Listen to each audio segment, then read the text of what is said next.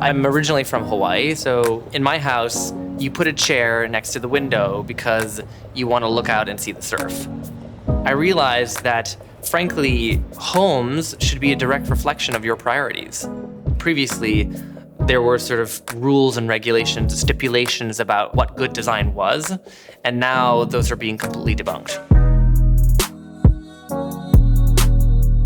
Homepolish is a platform that connects home professionals with clients who want to love where they live and work.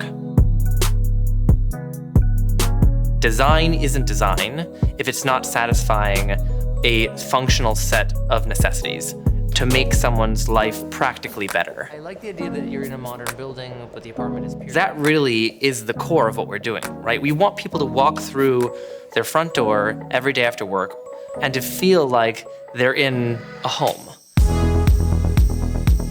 I started Homepolish in 2012, and the idea was just to make the service of interior design more accessible to people. We had, from the very beginning, to think about creating a brand that would have an emotional resonance with people. This stone on the top, but it's like this. Having, I think, a risk profile that allows you to take bigger bets is super important, and I think you have to be okay with failure. I've failed plenty of times, but having the time to learn from those mistakes and not make the same ones twice is just super important. I think having a lasting strategy means having a vision that is somewhat immutable and marrying that vision with a set of core principles that are the why behind all of your decisions. That, for us, has been the reason why, for 5 years, our core strategy hasn't actually had to change.